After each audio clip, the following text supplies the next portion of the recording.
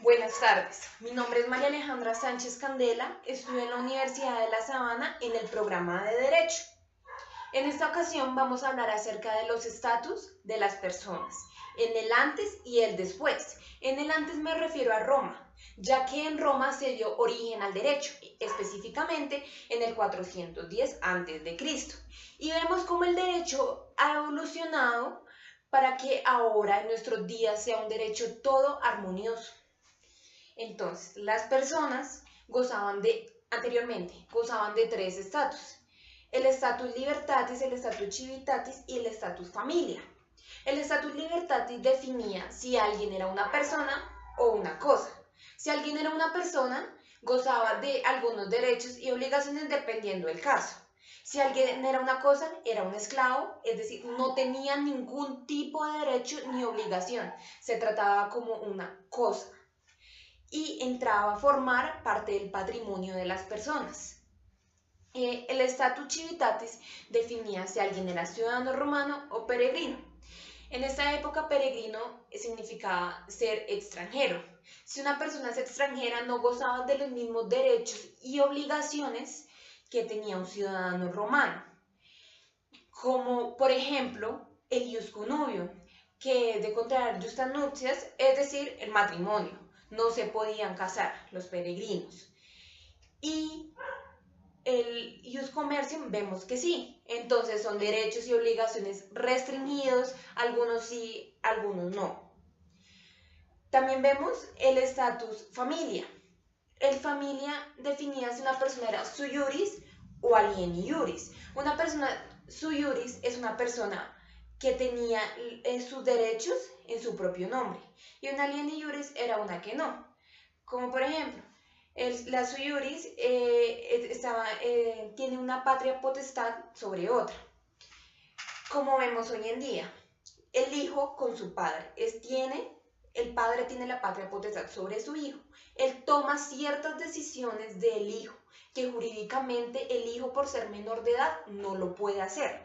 Por lo tanto, lo hace el padre, que en este caso es el sui iuris, y el hijo es el alieni iuris.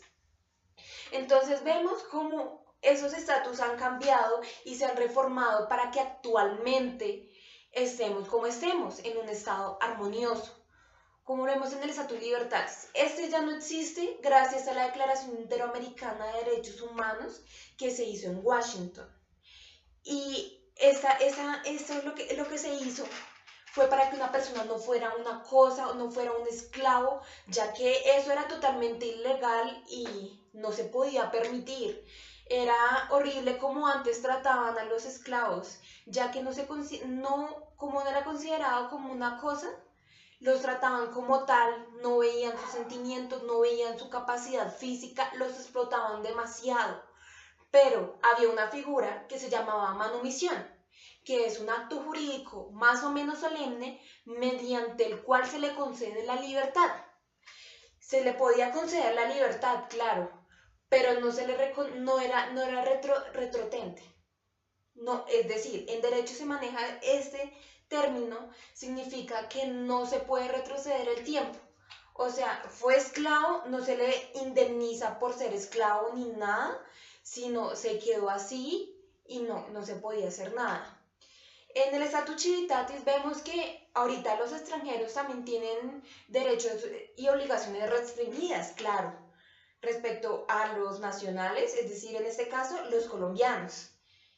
Tienen obligaciones restringidas, pero no tanto y no tan drásticas como lo tenían el derecho romano. Y en el estatus familia también ha cambiado mucho, pero vemos, hay un caso que se llama la potestad marital. Entonces, la potestad marital es que el esposo y la esposa, el esposo tenía la potestad sobre la esposa, o sea, la esposa era alieni iuris, o sea, no tenía sus derechos como tal. Vemos que hasta hace poco, no hace más de un siglo, la mujer no podía gozar de muchos derechos. Eso viene desde Roma.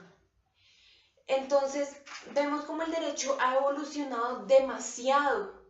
Tiene un armonioso, porque pero igualmente en Roma originó todo y se siguió reformando hasta llegar a nuestros días. Incluso ahorita hay muchos defectos en el derecho que se están reformando y se reformarán. Entonces, podemos ver cómo todo ha cambiado, ha evolucionado para un mejor porvenir para todos.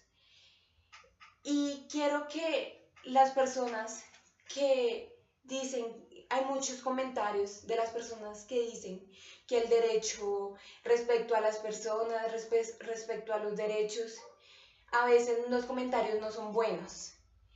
Y tenemos que pensar que todo tiene sus etapas. Van poco a poco, como lo vimos en el derecho romano, que desde el 410 hasta ahora se ha cambiado, sí, muy bueno, pero no se ha cambiado totalmente. Pero vamos a llegar a un punto en el que sí se pueda cambiar todo. Y respecto a estos comentarios, no podemos decir que el derecho cambie de la noche a la mañana. Entonces se tiene que ir por etapas hasta llegar a un derecho perfecto, que en mi opinión sí se puede llegar a hacer en muchos años, claro, pero sí se puede llegar a hacer. Entonces quiero cambiarle esa perspectiva a las personas para que no piensen que el derecho está deforme, sino se está formando cada vez mejor, que antes era una situación totalmente mala y que ahorita ya es buena. Sin embargo, esa situación fue muy inteligente por parte de los romanos, ya que se creó el derecho y el derecho es una disciplina muy importante hasta nuestros días y que se seguirá formando, se formará en el futuro. Muchas gracias.